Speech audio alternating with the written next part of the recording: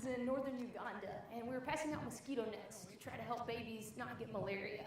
And we had several hundred women kind of gathered around waiting to get their nets, and this scuffle broke out with some of the village chiefs and some of the women. So I called our program director, Walter, over, and I asked him what was going on. He proceeded to tell me that the village chiefs had actually written down on these lists we had given them names of women that were dead so that they could get extra nets to sell, because that was more important for them to make money than to take care of the babies in their community. As you can imagine, the women were not very happy about this and their babies. It kind of, quite the scuffle ended up breaking out. And I was watching this go down, kind of with my hands on my head. I asked Walter, who's Ugandan, you saw him on the video, what was going on? And he said, well, Jana, it doesn't really work like this here. We don't use lists in Uganda. I said, well, did you know that it wasn't going to work? And he kind of nodded. I said, Walter, why would you not tell me that we were doing a program that was doomed? And I'll never forget what he said. He lowered his head. He got really quiet. He said, you're the boss. You're the one with the money, and you never ask. And my heart was broken. I'll never forget that moment. And I remember in the days and weeks that followed, we had conversation after conversation, all with the thesis that our Western solutions really just don't fit their African problems.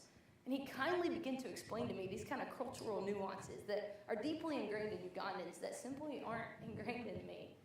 And he very kindly told me all these things. I remember once he gave the example.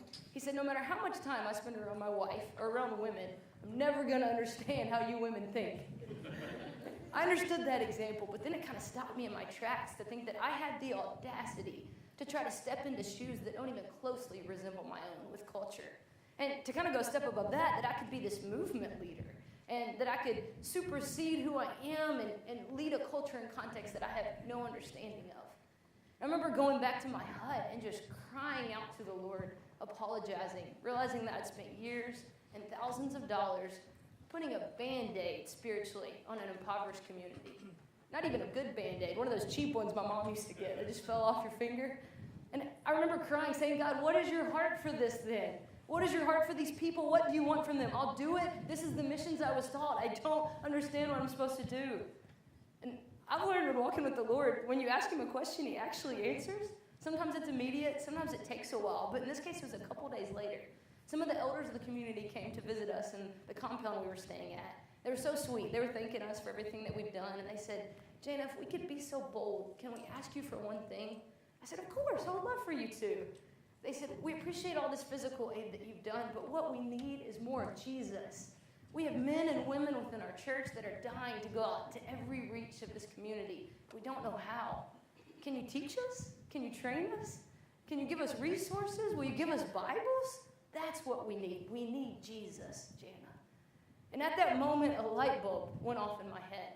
And I realized the only thing that's going to effectively battle poverty and injustice and disease is the gospel of Jesus Christ. And then I opened my Bible, and I realized that God has already laid out his plan A for advancing his gospel, and that's the local church.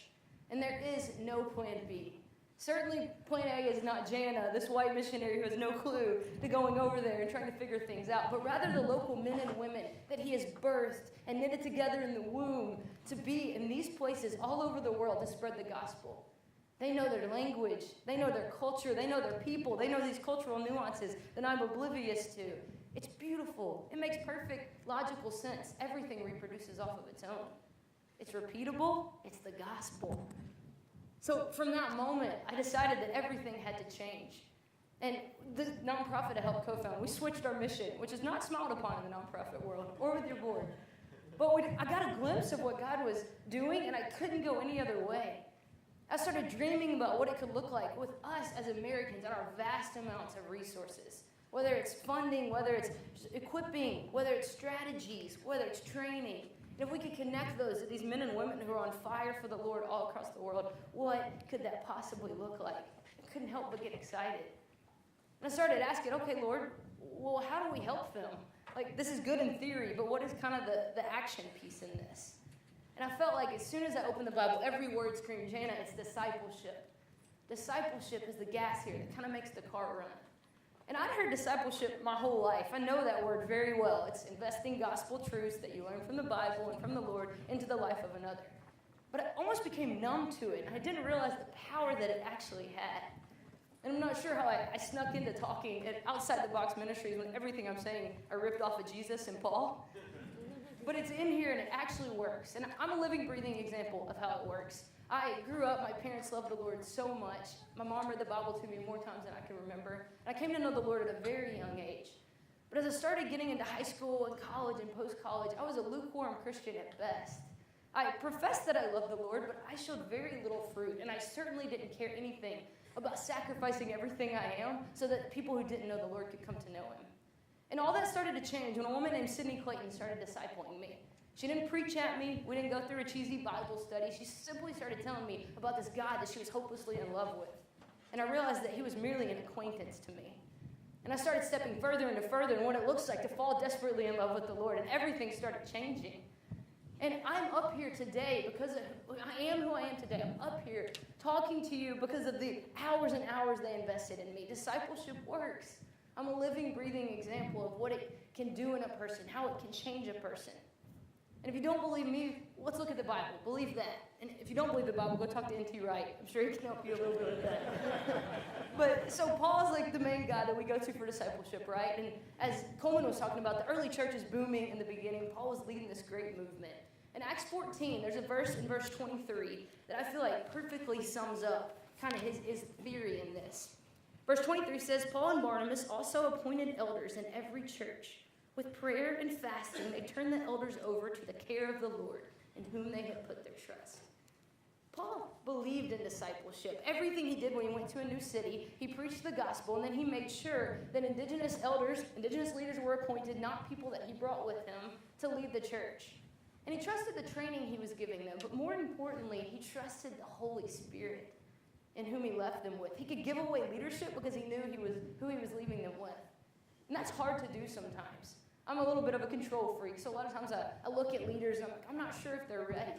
But then I look in the mirror and I'm like, thank goodness no one waited until I was ready to let me do ministry. The Holy Spirit has them, and we've got to trust him. So, okay, discipleship. How does this unleash a movement? How does every nation know then?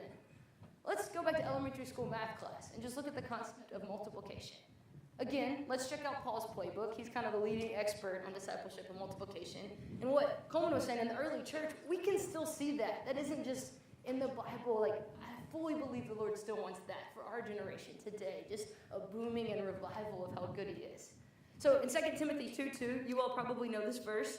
And what you have heard from me in the presence of many witnesses, entrust to faithful men who will be able to teach others also. Paul understood multiplication. It was his entire strategy. He made disciples, and he expected them to make disciples. So with Timothy, he discipled, and then Timothy discipled the faithful others, who discipled the many others. And then from then and then, it wasn't 1 + 1 + 1. It was 2, became 4, became 8, became 16. I can't go much higher than that, but you get what I'm saying. That all of a sudden, it was an exponentially growing movement, rather than just one by one by one. Multiplication actually works. And I'm not talking about anything crazy here. This is the Great Commission. This is what you believe. This is what we've all been taught. And this is what the Lord's longing for us. You say, well, what's the end goal then? Like, where are we trying to get? We're going to disciple people. We're going to hope that they're multiplied. I'm really glad you asked, because it's one of my favorite verses in Revelation 7. We get a little glimpse. This is so good. Let me read this to you. After this, I saw a vast crowd, too great to count, from every nation and tribe and people and language, standing in front of the throne and before the Lamb. They were clothed in white robes and held palm branches in their hands. This is reality. This is what's actually going to happen. This isn't science fiction. This isn't something that, we hope is going to happen. God says, I promise this is going to happen. And that people from every nation and tribe and language are going to be in heaven standing before him. And if God's vision is global, I certainly want my vision to be global. And I think it's an extremely effective and efficient way to spread his vision to every nation. That's our job. This is our job description in the Great Commission. One example is even just finances. I remember when we kind of made this switch with Switchboard that I was really worried about fundraising. I was like, I can ask somebody to write a $10 check really easily, that I can say this goes toward one chicken that produces this many eggs, that in turn feeds this many people. But I was worried because it's really intangible to say, let's advance the gospel. But we started seeing something incredible, that God was doing so much more with so much smaller of amounts. that instead of raising $40,000 for a missions team to go, or for a white missionary to go live for a year in Uganda, a $9 Bible in the hands of a well-equipped man or woman that loves the Lord, that is passionate about getting the gospel out, we started seeing miracles happen. Diseases were fleeing. Witchcraft was non-existent in some of the villages. This works, and the Lord works, and it's good. It's not just a concept. I could tell you story after story if I had more time of how I've seen this play out. I kind of arrogantly tested the Lord on this.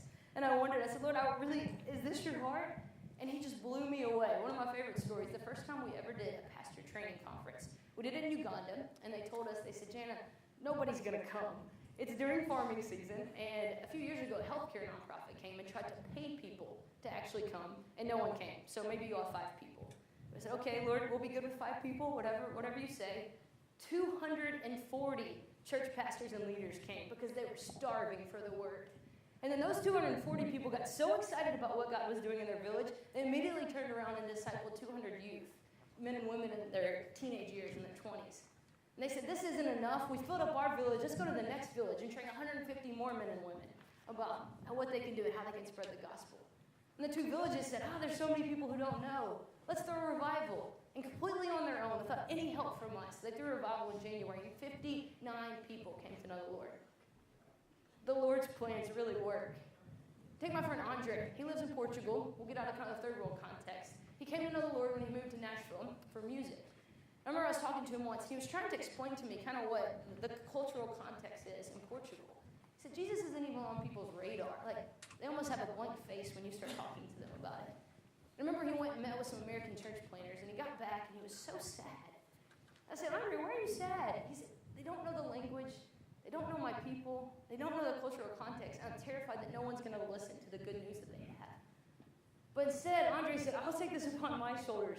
I'm going to get trained. He came to Nashville with an organization called Onward Church Planning that we're partnered with. They're amazing. He got trained and unleashed. And now he's discipling some of Portugal's biggest pop stars. He's planting a church in downtown Lisbon. And we're literally, when he walks down the street, people yell out, Jesus! Who don't even know Jesus, because they know that's what he's going to talk about. It works. Discipleship, multiplication, it works. Last story, there's a pastor named James. He lives in Uganda. During the war, he planted a lot of churches, because he says, people have no hope. I really want them to have hope. Let's plant churches. But the war's over. Now he says, people still need hope. It's not just the war. He said, Jana, I have these dreams of planting churches. I just need some help to do it. I said, sure, what are your dreams? He said, well, I found this unreached people group up on a mountain. They actually don't wear clothes, but they need Jesus. I said, sure, Pastor James, we'll help you get it to them. So right now he's planting a church in some clothesless society that he won't let me go to, in a mountain in Uganda. And he's moving to the Rift Valley in Kenya to start working with them. Discipleship works. So why am I telling you all this? Like, I'm telling you this because I love you, and I believe the Lord is beckoning you to be a part of something huge. And some of you may say, well, I already have connection to global churches. I'm so excited.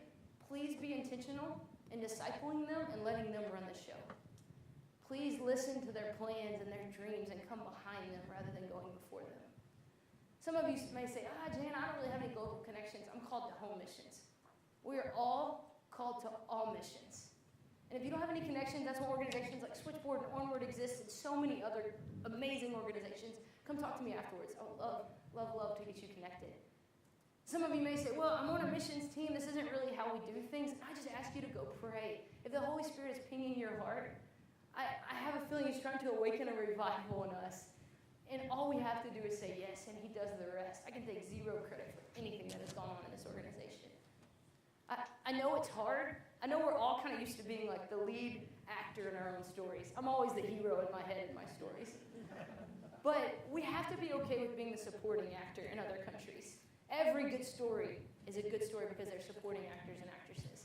So it's okay if it feels weird at first. Lean into being a supporting actor. And we have to really get serious about spreading the gospel. We need not waste another minute. It is urgent. 44,000 people die every single day that have never heard the name of Jesus.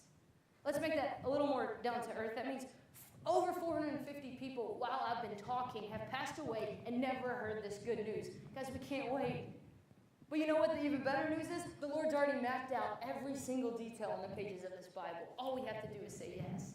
He's given it to us step by step. And the God of the universe has his arms open wide to us. and saying, do you want to be a part of advancing the gospel to every nation and every tongue and every tribe? Because they're going to be in heaven one day. Will you join us?